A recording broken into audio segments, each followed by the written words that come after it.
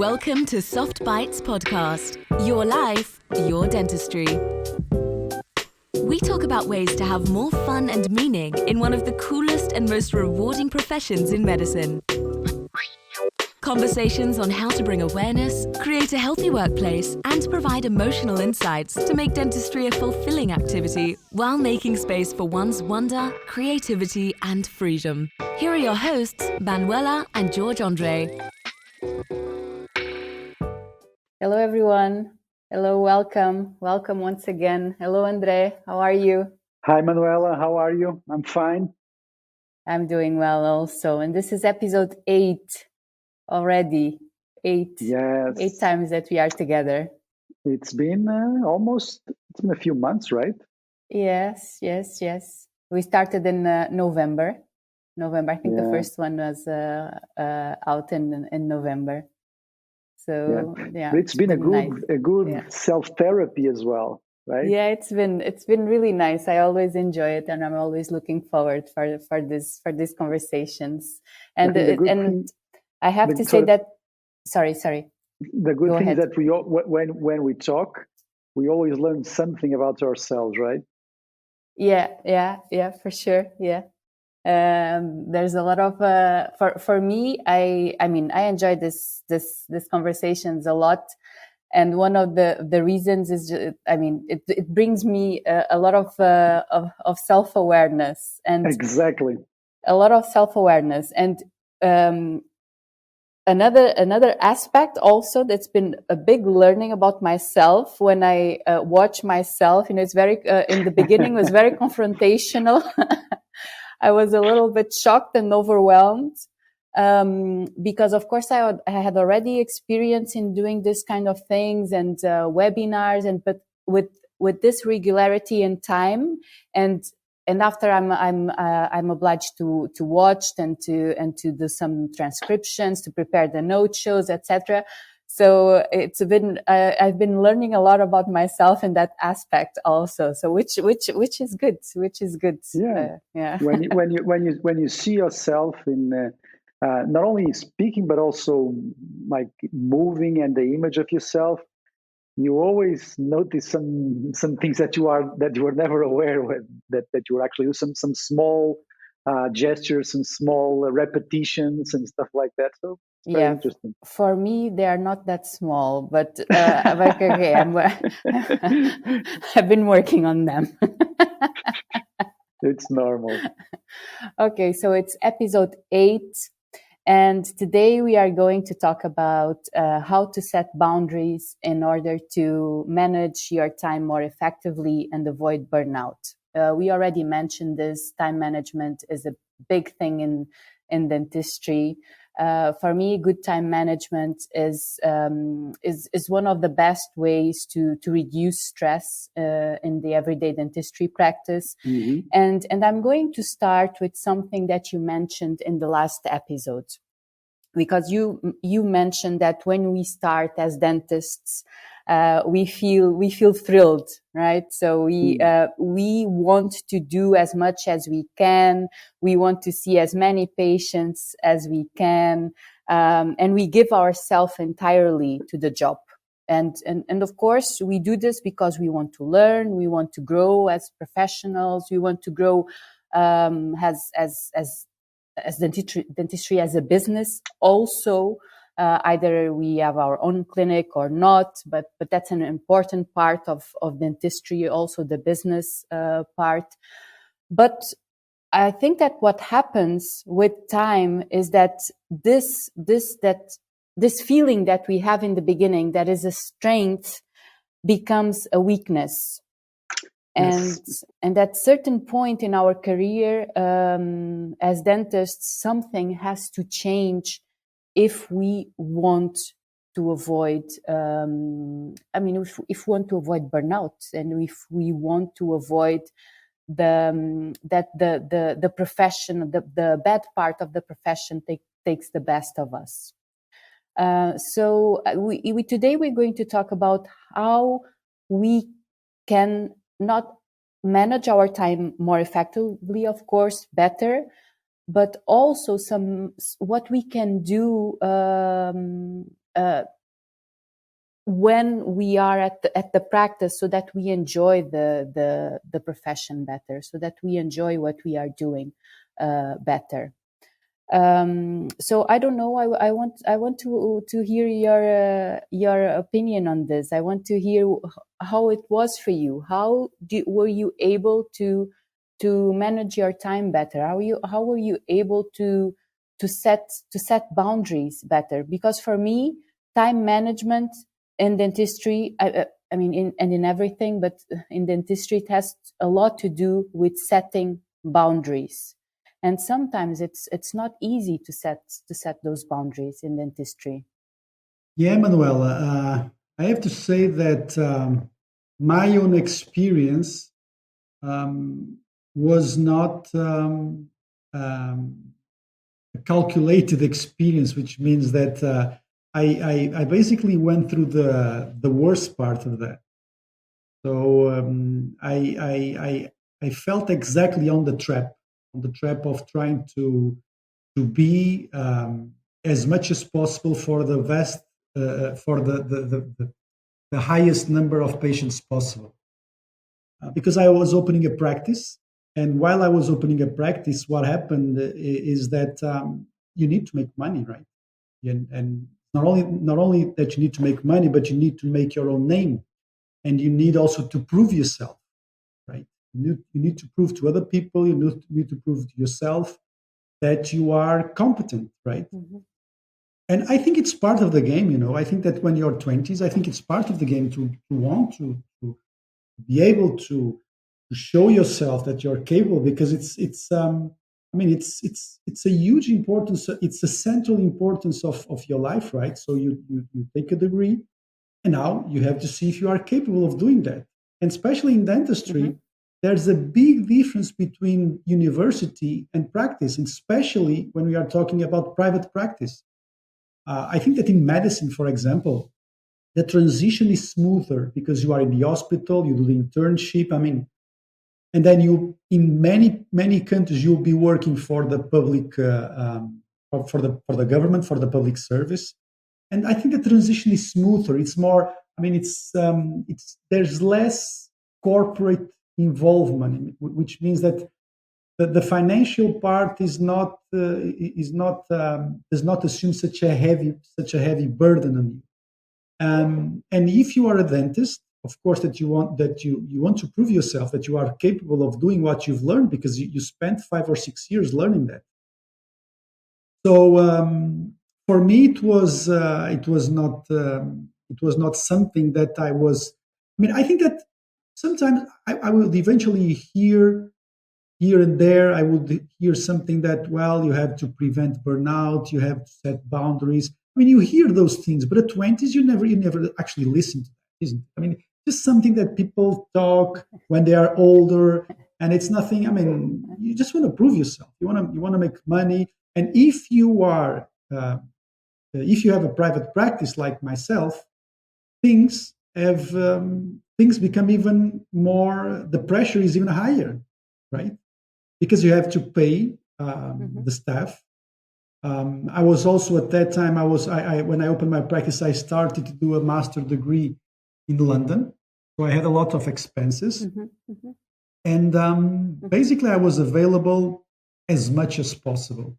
I wanted all the money that I was making in working for some other practices. I invested in my own practice, and it took me. I think it took me at least, I would say, about 10 years to realize that I needed to. I wouldn't say 10 years. I would say maybe 6 or 7 years for me to realize that I had to set boundaries. And I was lucky enough, because in London I met a guy called Alok, and he basically introduced me to management. I think I've talked about him in the podcast, and he introduced me into management, and I started to realize that some aspects of organization, of management, were essential so that you could free yourself up. So it was about 6 or 7 years into my career that I started to really think about something that I never thought before, which is, okay, so what do you want to do in the future? What do you want your days to be like? What do you want to do in practice? And at that time, my main goal was, okay, I want to do some specific procedures in dentistry. I wasn't thinking about working less, actually. I want to lecture, I want to publish internationally, and I want to have a team that would do some parts of the treatments, and I would do mainly aesthetic and restorative dentistry. That was my goal. So of course, that at that time I also started to have to say no, and the most difficult part for me saying no is, which is something that anyone that owns a practice needs to go through, is saying no to the patients that you have already treated. For example, let's say that when you open the practice, you do general dentistry and you start doing root canal treatments and control appointments. And then you want to specialize yourself, and you have to tell the people that you have treated in the past. And some of those people were sometimes your friends. Some of those people were the people that help your practice grow. You have to tell them that you are not going to do the treatment, or you don't want to do the treatment for them. So basically, that's a big example of setting boundaries. And that is very frustrating for dentists. Imagine if you are a doctor in a hospital, I think it's much simpler. Okay, so I'm not doing any more general medicine. I'm just going to do my specialty. And the transition is smooth, right? But in dentistry, because there's the corporate part, there's the financial part, there's the private business, I think we suffer much more because of that, because we feel that we are letting people down, right? We feel that we are letting people that help us grow the practice down. And that for me it is still in some situations, because I still feel that. Of course, I see much less patient. Sometimes I book a patient for a control appointment because he's like an old lady that really, I find her very sweet, or a friend that I want to see, or sometimes a picky patient that really insists by being seen by me. And he went to some other team, to some other associate, and he didn't like it for any reason. I just didn't want to enter into confrontation. So I nodded and I said, okay, I will do that. So sometimes I still have to do procedures that I don't like, sometimes, but they are very, very few. But for me, if I had to choose what was the process of setting boundaries that was the most painful to me, was telling patients that helped me grow my practice, telling them that I would not be seeing them again. And that was something really painful. But I learned with that, and even today we still sometimes have to do those arrangements. For example, now we are shifting towards having an oral hygienist with a team. And the same process will have to go through. Mm-hmm. My associates will stop doing hygiene, and they will have also to set some boundaries. Not they, but the clinic will also have to guide the patient to know exactly where they want to. But another important thing about dentistry is that you develop a personal relationship with some patients, and you feel that you are letting them down. That is something that we can talk about, some strategies that we used. But that was something that emotionally it was difficult for me, and I think that is common ground to a vast majority of people that are listening to us, especially the ones that own practices.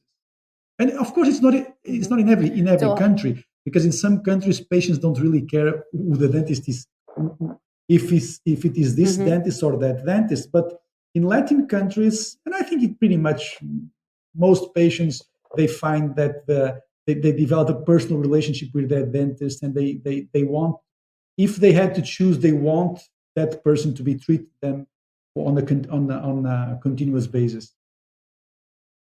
Mm-hmm, mm-hmm, mm-hmm. Yeah, and I think also it's important for us to define here that when we talk about burnout, it's already in a very a far away path of the journey. Yes. Right. So burnout occurs when the demands that you face on the job are higher than the resources that you have to meet them. Either those resources are from mm-hmm. yourself, personal, or from outsourcing, right, from the place that you work. But burnout is already advanced. You have to been through a lot to reach that. But usually in dentistry, what I see, that most people are on this path to burnout, or even if they are in burnout, they are exhausted, or they are drained with their everyday dentistry, is because they have a especially heavy workload. And as you mentioned, as we already mentioned, that can easily happen in dentistry when you have intensive pressure. So you also mentioned that you mentioned when you, for example, are a clinic owner, you have to pay salaries, you are responsible for other people. But even if you're not a clinic owner, you have this responsibility with your patients. You have this responsibility also with the clinic owner that hired you. So dentistry is a job where we have intensive, and we feel this intensive pressure. Even you said it, when you have to say to your patients that you are going to stop seeing them, and you feel like letting them down. Yes. So that's pressure. Exactly. That's emotional pressure also. And also another type of demand that I see when dentists reach this, maybe not the point of burnout already, but that when they feel exhausted and that they feel that they are not spending their time in the best way in dentistry, and something has to change. When they reach that point that they feel that something has to change, is when they feel like a role conflict. And this occurs when the expectations don't match what you are doing with your time. So, for example, when the demands of the job make it impossible for you to spend the time with your family. For example.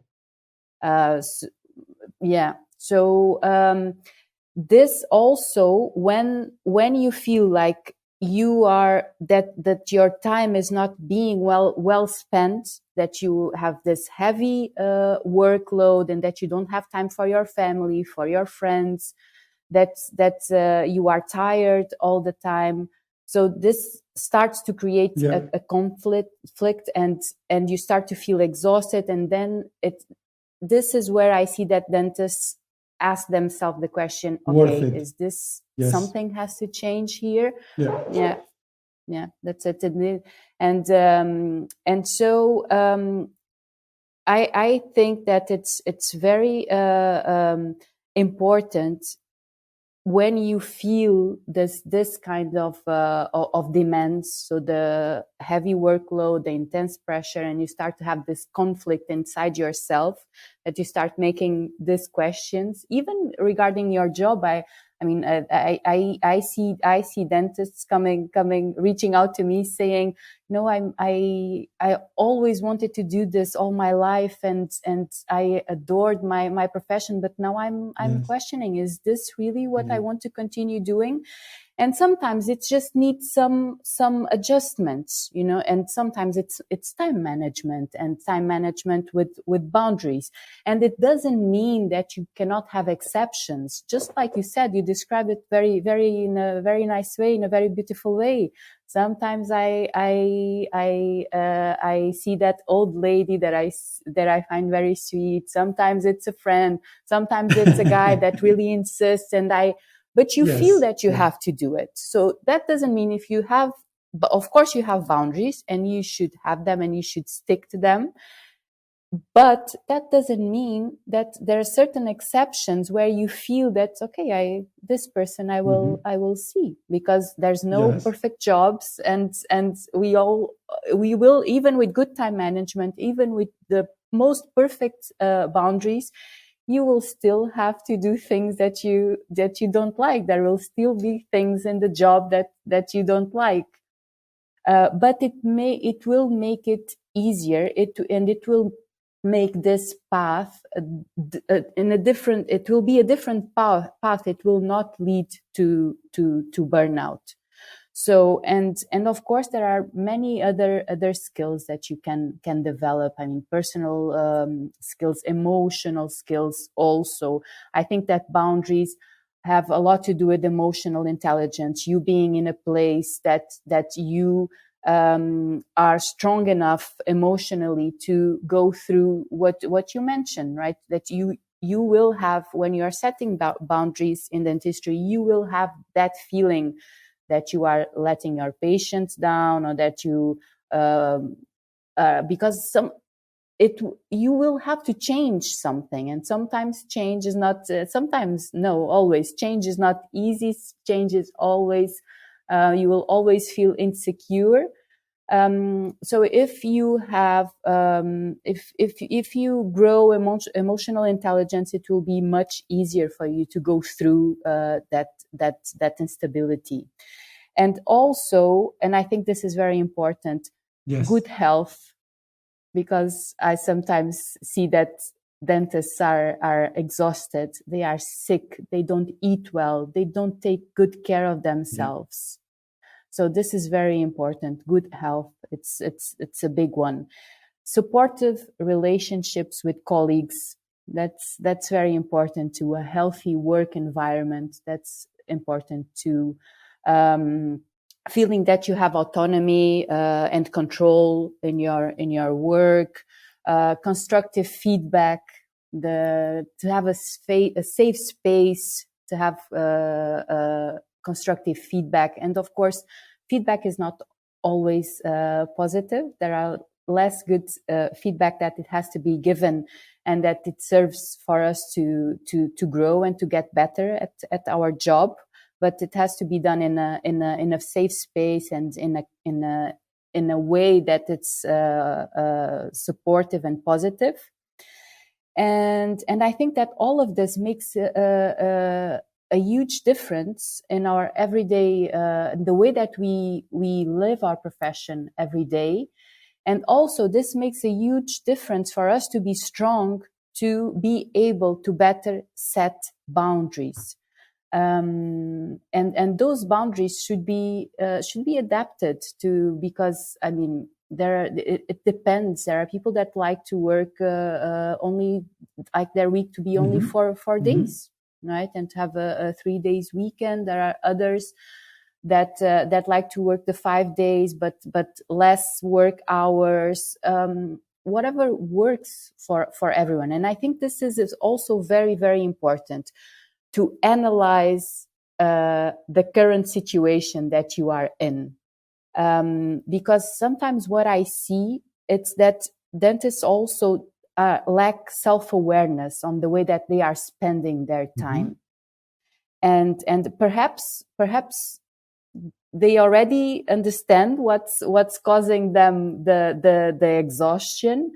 But if you do not understand what's causing that conflict and what's causing you to be exhausted, start to pay attention to how you spend your life, how you spend your days, how you spend your time. Because for you to set good boundaries in time management, you need to first realize and to be aware how you are spending your time. I always say that the first step is never action, it's always awareness. Only if you are aware of your current situation, then you can bring action, right? Appropriate action that serves you better. And for me, in my personal situation, I the same way as you said it, I started to work on my time management and in my boundaries also after I went through a health situation. I had to stop for several months. I had an adrenal taken out. I had an adrenal adenoma. I had 10 times more cortisol in my body than needed due to stress. And when I got back to work, of course, I said to myself, no, I'm not going to live my days in the same way that I was living them, because it was killing me. So I had to discover what worked for me.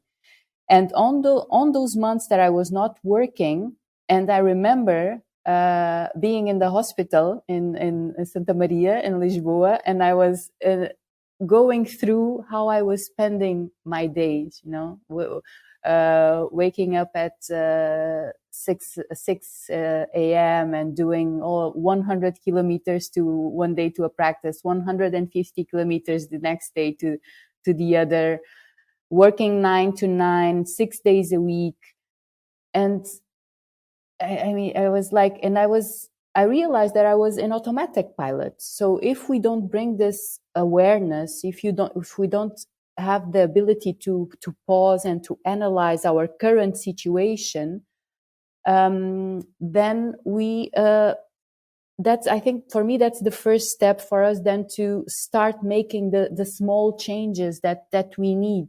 I have a very interesting example that it happened already with more than one colleague. And it was only lady dentists, but okay, maybe it's an example that can also work for men dentists. But one small change that worked with certain colleagues was the way they start their day. So instead of starting their day in a rush and with stress and arriving to the practice and only having, dressing in a hurry and the patient is already there. So waking up with time, taking time to just be with yourself for 5 minutes, arriving 45 minutes, half an hour early to the practice, taking your time to get dressed, taking your time to look at the agenda, and this makes all the difference in your day. So this is an example of a measure, that a practical measure that can be done. And another thing another suggestion that I have for a practical measure is to reduce exposure to job stressors. So when you analyze your situation, you're also going to be able to see what really causes you stress, because there's some things in the profession that you cannot change, but there are things that you can change, and there are things that really you can reduce. For example, if you find there are certain people that are especially draining, you can limit your exposure to those people, for example.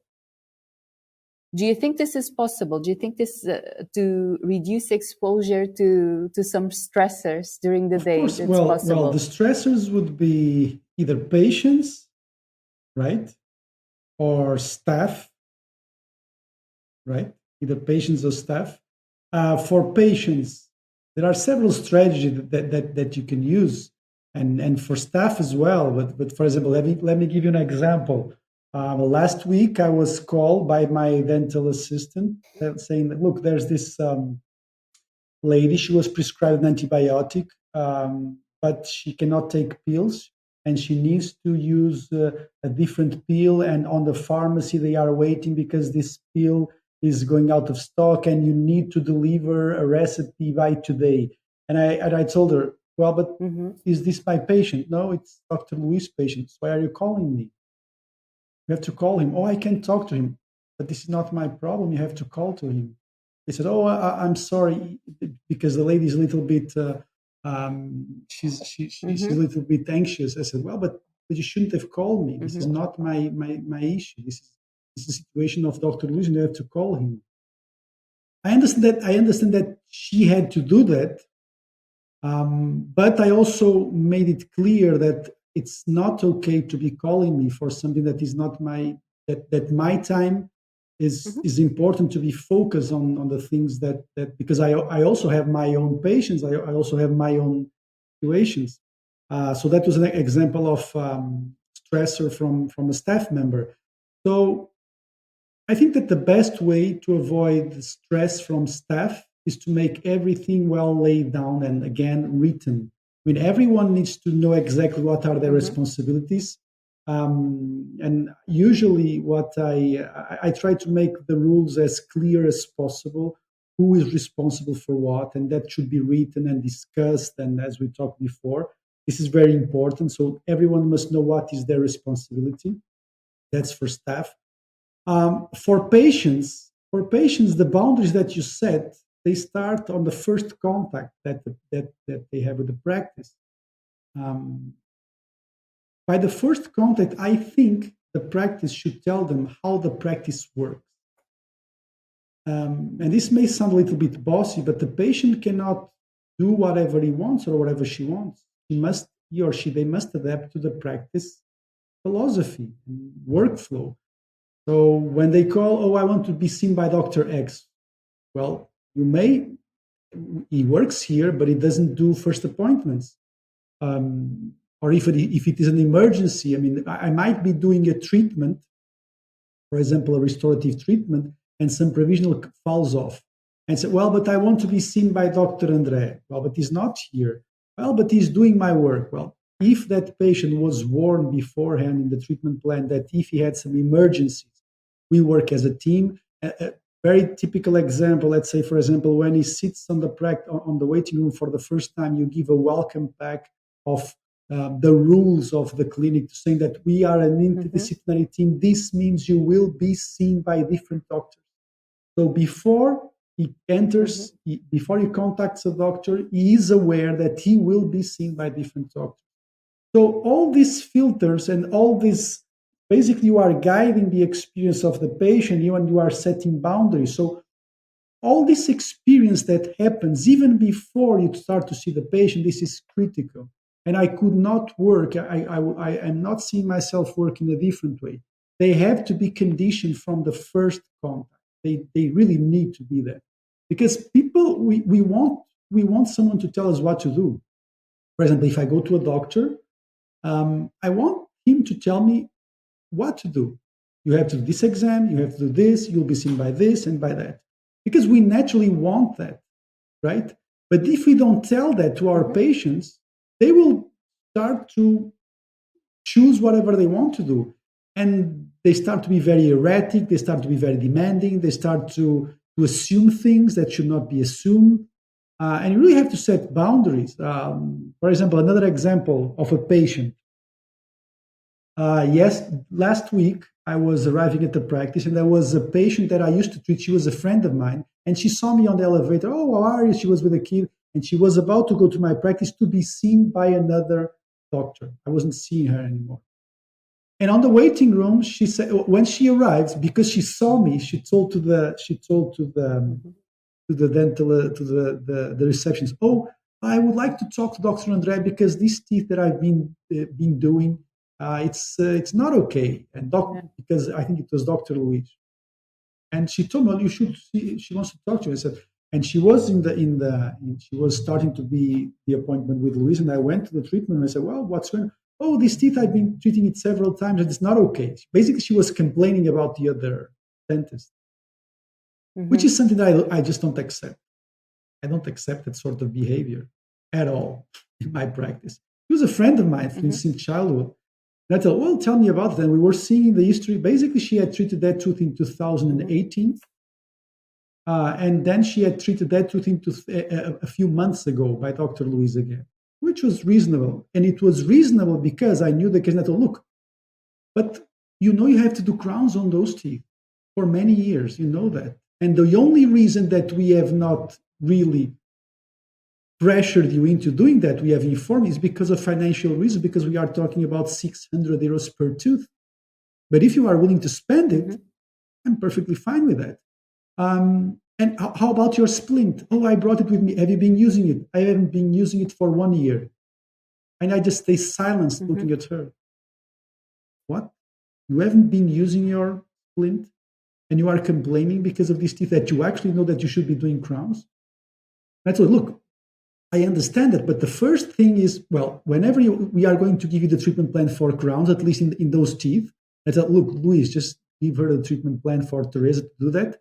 And the splint, let's also send her to Teresa to see if the splint, we can even fix the splint, or she has to do a new one. And I told her, look, we can't do anything like that, because if we understand that you may not want to do the crown, that's perfectly fine. but at least the splint you have to wear it because I haven't been feeling any pain, but you're a bruxer, you know you're breaking everything. So it's, I'm sorry, I wish I could help you, but you just have to decide. And you have to be this cold with patients sometimes. You have to be this cold with patients. And I understand it's that thing that we have discussed, empathy versus compassion, right? And this is setting boundaries, right? This is really setting boundaries. And sometimes you have to, compassion is based on that, is based on boundaries. And you have to, but ideally, she shouldn't have even, the problem is that she was used to be seen by me, right? In about maybe 7 or 8 years ago. And people are like that, people, they always try to place on others how they feel inside, right? If they feel frustrated, they want other people to feel frustrated, and they don't look at their own responsibilities, and they easily forget stuff. This is why it's so important, the early diagnosis and treatment planning, and make the treatment plan. When you give a treatment plan of sometimes of, let's say, 5,000 years of crowns, and sometimes the patient isn't aware, and sometimes you know that the patient will not do it but you will always have your back guarded by that. And you don't have to emotionally confront the person. You just have to tell them, look, it's here. And I understand. And you have to tell them, look, I understand that you might not be able to do that now, but at least wear the splint. So the patient now understands that it's their responsibility. And these guys, they have warned me. And look, this is the paper that we gave you 6 years ago about the crown. So then you can inform and not enter into emotional confrontation. That's another example. So for me, stressors, patients and stressors staff, it's always about prevention, about having protocols and systems. This is why I'm such a good adept of systems and regular meetings, because we want to make sure that every fire that can happen is being prevented and dealt with. And I think this is really important. For example, another example that I might give to you, I don't see any, I don't know you to say that in English, but people that want to sell stuff, people that want to sell implants, commercial. I never see them. And I don't see them for about maybe 10 years or more. Because basically when they are there, we give them a paper that says something like this, says, well, we don't see commercials. We respect your work, but we don't see, because we want to give priority to our own time with patients. And we also know, and this is a little bit provocative, I said, look, being available for everybody every time is a sign of highly inefficient people. And if you want to sell us something, just send us an email. And if we are interested, we will get back to you. And we respect your work, but we don't want to lose your time or our time. So this is a very simple way. Just give them And that's a very, very good example of boundaries. And now let me give you a provocation also. What you said, being available for everyone all the time is a sign of a highly inefficient dentist. Highly inefficient person. Yeah. Professionally. And you have to. It's. I wish I knew this. I wish I was aware of this when I was 20s. But I think that no, it's like we said in the beginning. In the beginning of the profession, you are eager to learn. You are eager to practice. You want to do more and more. You are eager to be liked and known by everyone. Yeah. It's true. And you are eager to make money, also to start paying your bills. So it's a lot of things going on there. By the way, sorry, let me just ask you something, which is, you told that you were on the hospital for how many months?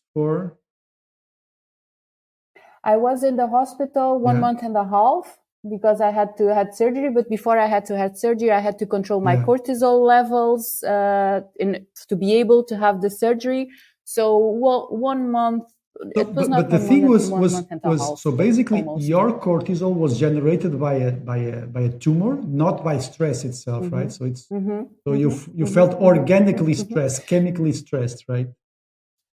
But then you had to lower that.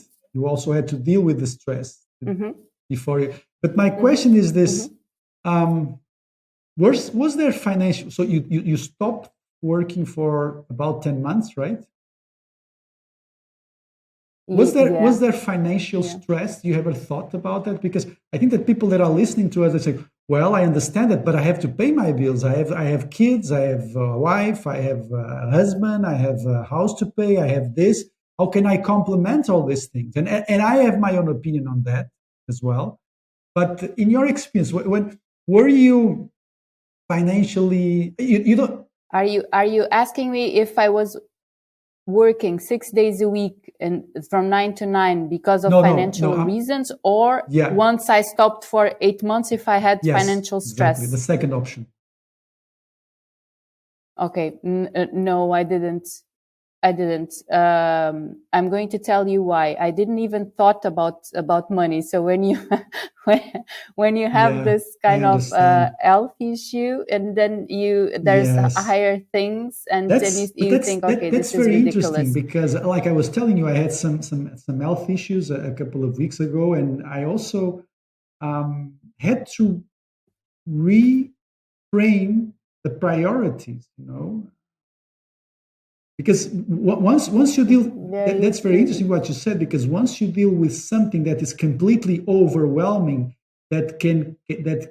which is a health situation, everything else all of a sudden is secondary. So, well, if I have not to see these patients, I all of a sudden it's much easier to set boundaries, isn't it? All of a sudden, it's much easier. And the question is, of course, you had an health issue, but sometimes what I feel is that dentists, they also have an health issue. There is stress, but they don't identify that as an health issue and a mental issue that they go through and say, well, I can handle this because I need to handle this. I need to keep making money to sustain myself, either the practice or this or that. And that can become a prison, right? Because you are stressed, because you have to make money. And of course, some people are more emotionally armed, let's say, emotionally prepared for that, and they can go through and they can spend 10 years, 15 years like full power to pay their house or to pay the apartment or to pay the practice or whatever. But some people, they think they can, and when they realize it, sometimes, for example, I am one of those people. I am not very aware of the amount of stress that sometimes I have, and I have difficulties to understand. Well, this is too much already, Andre. You have to stop. And only when I have something like more overwhelming that deals with my health, that's when I realize.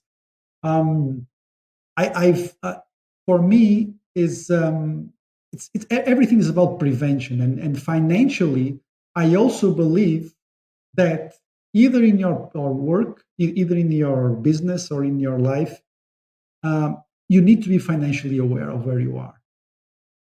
You need to do that, and I know this is a lot of math and not that much emotion, but you cannot be emotionally okay if you don't know where you are. I mean, if there's a lot of money getting out of the practice and you are not aware of where it's going, and it's easy to do, and that can easily happen if you are not on top of of money issues. Then yes, you can keep working, and then you realize, well, I can't stop working, because financially, if I stop working, everything goes bankrupt, right? And now you're a prisoner. So this is why I think it's very, very important that from the early start, as soon as possible, if not in the beginning, but as soon as possible, if you have a practice, make sure you know exactly what would happen if you would stop working. Because it may happen that if you don't, that you are working to pay for the staff and for the other associates. That can easily happen. And you have to be aware of that. The practice should not rely only on you if you had some other associates. If you are like a one-man show or a one dentist show, a small practice, one or two dental nurses, like a boutique referral practice, that's one thing. But if you grow, if you have more people working with you, more dentists, more staff, it's very, very important that you make your presence in the clinic not essential. I mean, it is important, of course, but it cannot be essential up to a point that if you want to reduce work, then the practice cannot go on its own. And this is why you have to make all the math. You have to know what you're charging, how much you're paying the associate, what are your fixed and variable costs. I mean, we'll talk a lot about that on the leadership, on the conscious leadership workshop. But that I just want to make this point that financially you cannot have inside peace if the outside world, like the reality world, is not under control, right? And that is from a financial perspective, of course, and that's also important. But also, of course, that you also need to have inner peace for to be able to deal with that. And you give two examples. I would add a third one, which is sleep, exercise, diet, and of course, and you also talked about relationships. So sleep, exercise, diet, and we are not going to get into details about what kind of diet or of what kind of exercise, but you have to be able to balance those. And very important, the relationships, that to know that your team has your back. And for them to have your back, you need to be able to have their back. I mean, they can only have your back if they feel. I mean, let's say, for example, there's a practice owner, right? And I think this is a very typical situation. As he gets old, he may have some health issue, and he may need to stop for 1, 2, 3, or 4 months, right? And if he's an employee for a company, usually the government or the insurance pays for those months. But if you are working on a practice, sometimes the salary that you declare may not be enough to maintain the practice growing.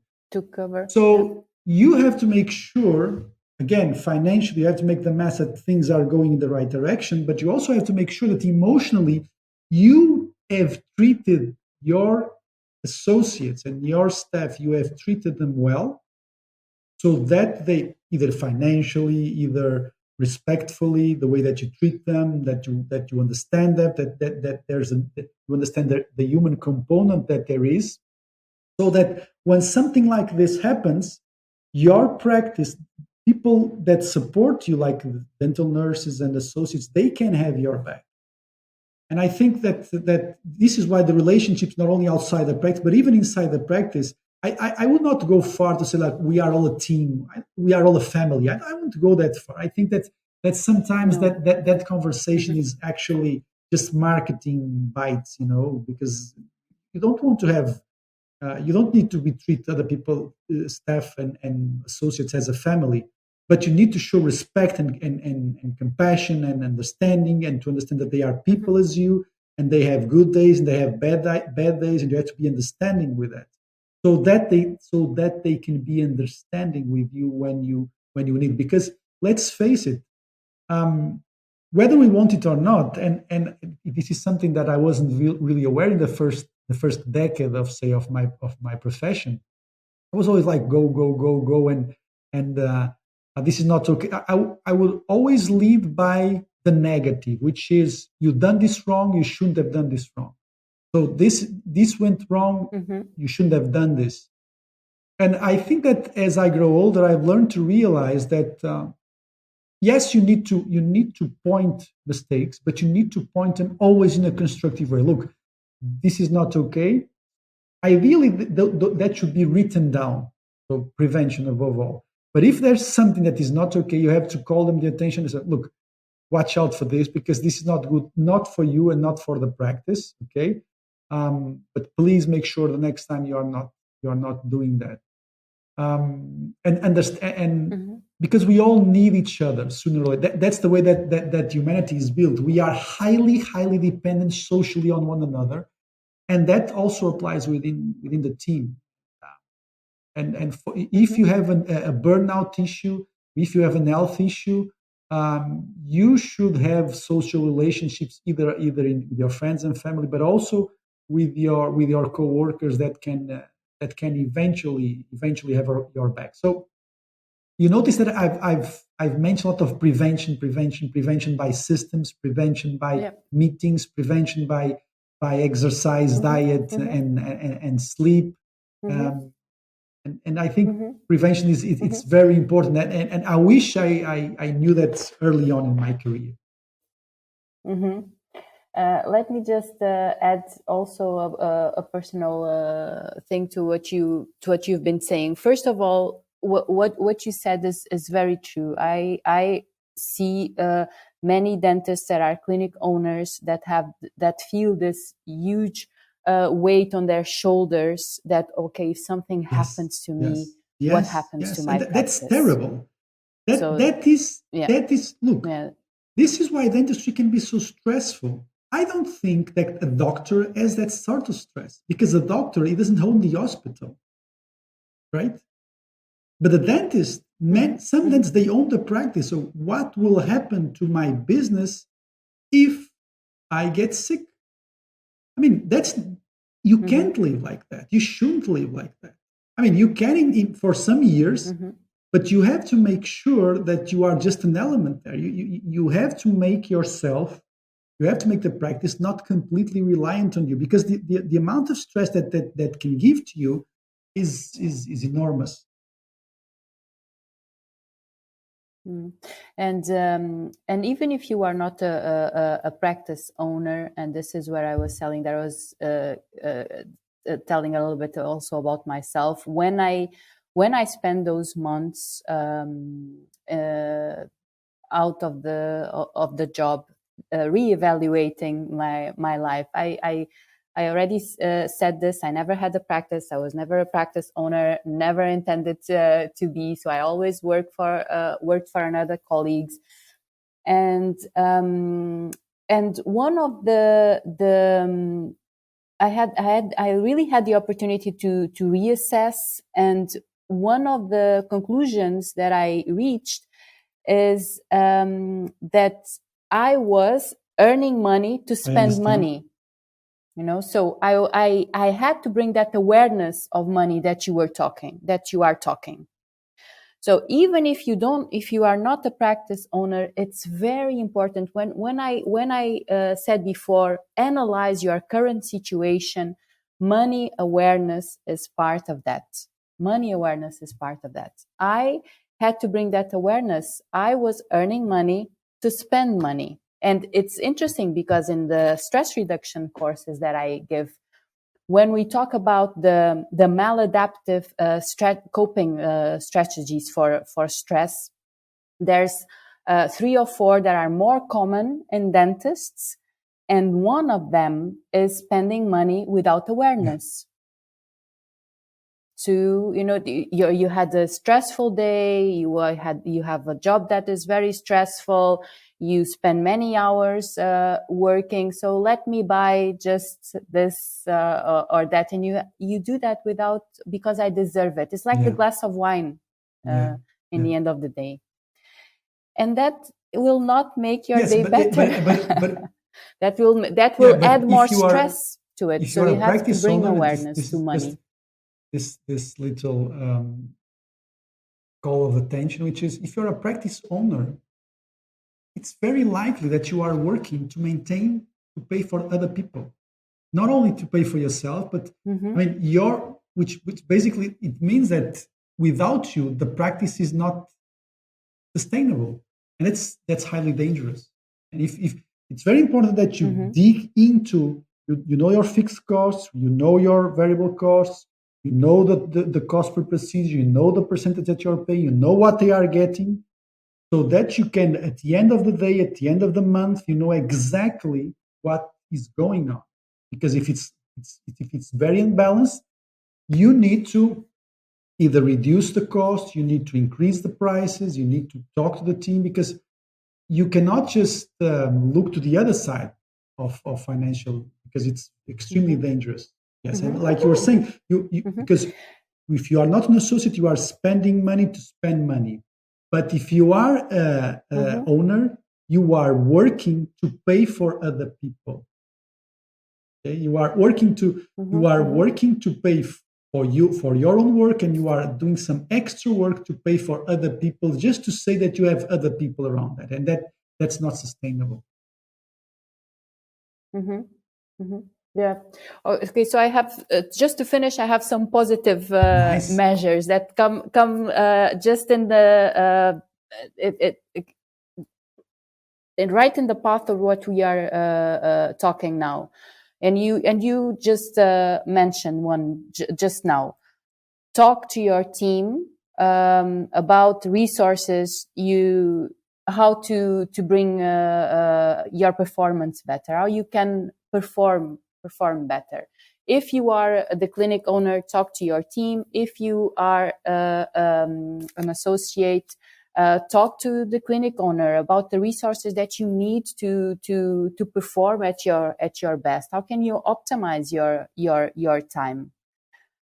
So this is very important, and we already we talked about this in another episode.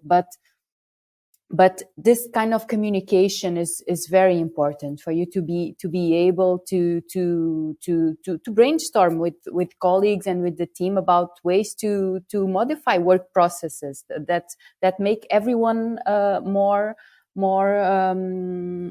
resourceful and that make everyone feel that their time is being more well spent. I think this is very, very important, and I'm always saying this because I think that it's something that everyone knows that it should be done, and there are a lot of already meetings, which is a good thing.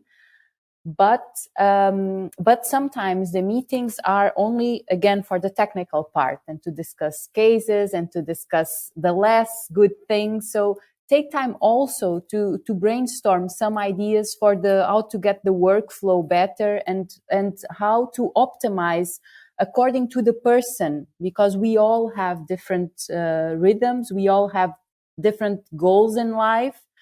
Different lives also. There are colleagues with kids. There's that don't have kids. So maybe that's a way.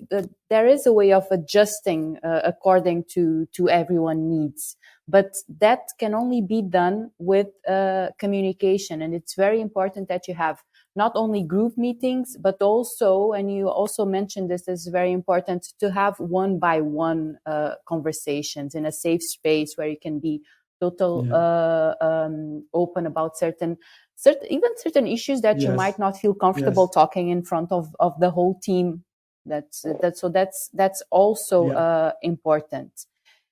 So I another thing that I think it's very important, and we still didn't talk about it, and I think it would be a nice episode for a podcast, is committing, and this is a boundary also, committing to disconnecting from work when you get out of the clinic. I mean, so when you go home on weekends, on holidays, and this has to do again with boundaries. And just like you said, if you say yes to everything and to every patient, and if your phone is always on, and if you take all the calls, and then I mean, that kind of relationship with patients, they will, for my experience and the feedback that I have for colleagues, the patients will start to develop this abusive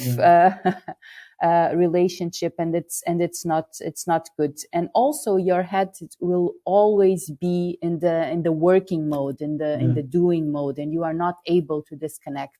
So it's very important to commit to disconnecting from work in certain periods.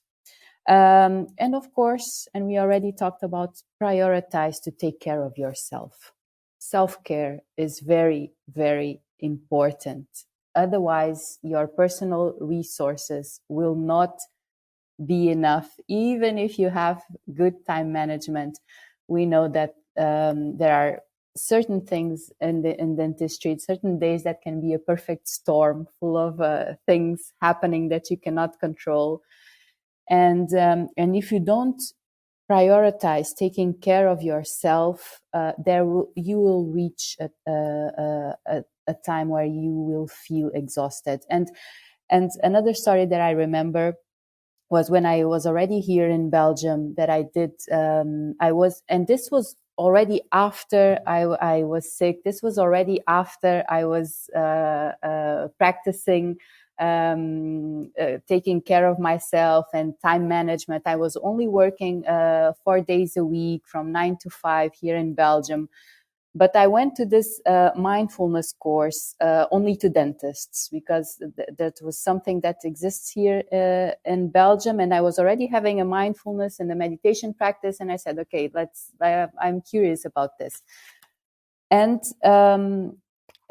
in the end, I talked to this person, and he told me, and I said about what my concerns about the profession and what I've been, and I was rethinking my life, and if I wanted to do this for the rest of my life. So I was considering several options and the way I was living my days, if there was some way I could optimize them better.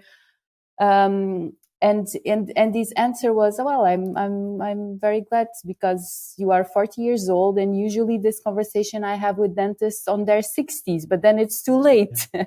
Yeah.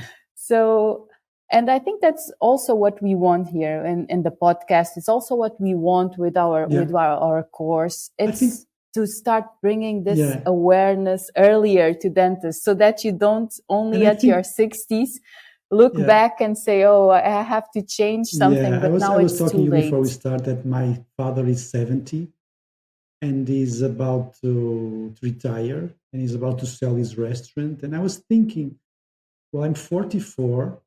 Will I do the same? Will I wait for 70s to retire? Mm-hmm. Shouldn't I enjoy life? And I have to say that I have a very, I think that I have a very balanced, I take a lot of vacations throughout the year, but when I work a lot. And I was even thinking about reducing even more. But one final message that I would like to leave, which is, it is okay to fail sometimes. It is okay not to be up to expectations. And it is okay to give up sometimes. It is okay to let down some patients. It is okay to let down some people. And I think that message is something that needs to be more out there. I mean, it's okay to fail. It's okay not to be the best dentist in town for the rest of your life. It's okay to be not to be as so many hours in the office if financially things are under control. I mean, it's okay to let go some things. I mean, it's for some things in life to really happen and for you to enjoy, you have to place your ego aside and you have to let go the rope. Sometimes you have to realize that, well, I'm happy with what I've done, but I am in a point that I really want to do some difference. I want to work less. I want to spend more time with my kid. I want to spend more time with my husband or with my wife. And I will disappoint some people. I will have to say no to some patients, but it's okay. I don't need to be superhuman for the rest of my life. I mean, I've worked hard.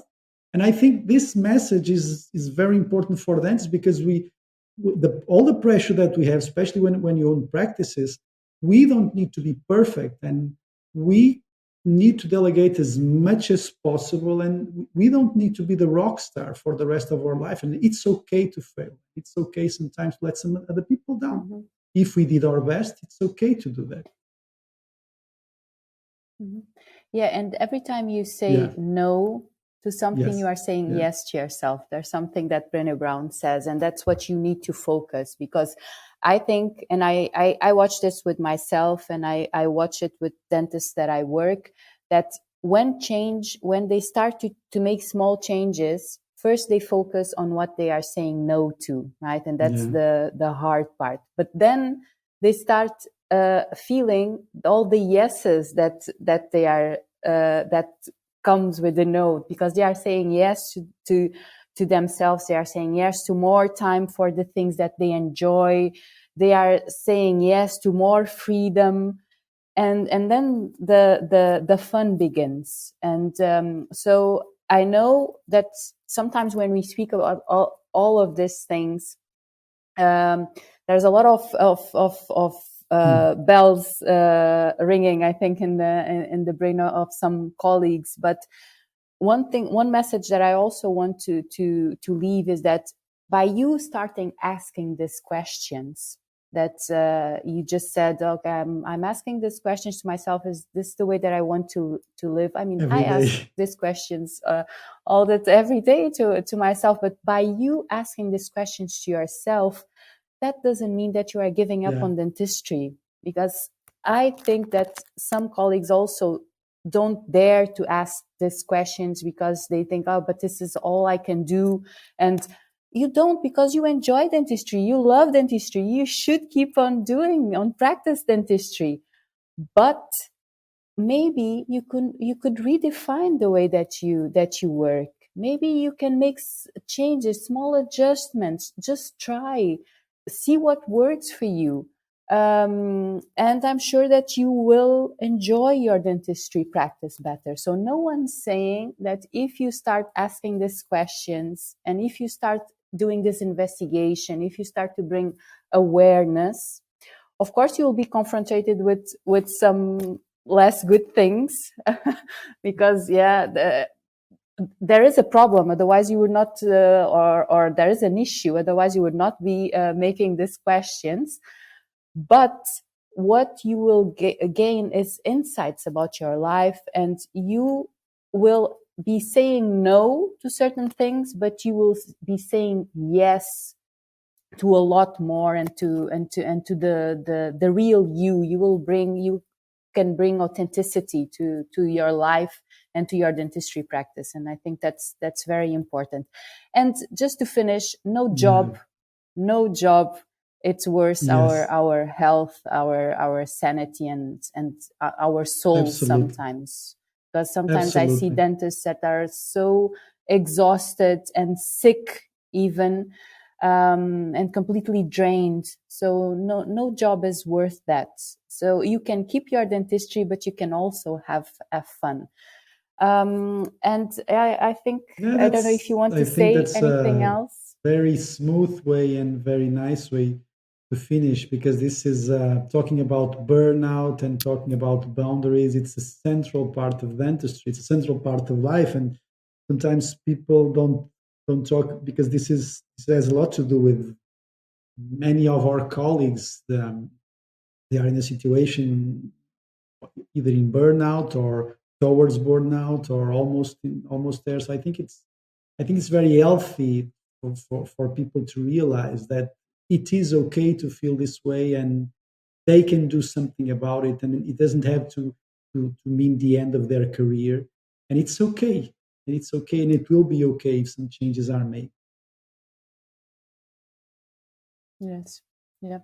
And just to wrap it up.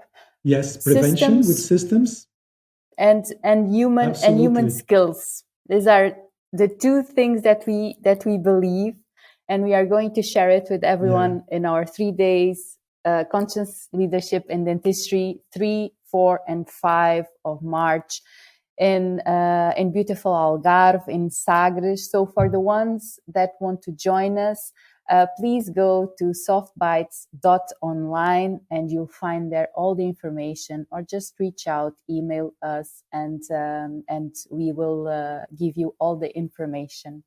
So thank you, André, for the wonderful conversation, and thank you everyone too for watching us and for the positive feedback that you've been giving us. If you have any suggestions, just let us know. And I hope you enjoy it, and we'll see you on the next time. Thank you, Manuela. See you next time.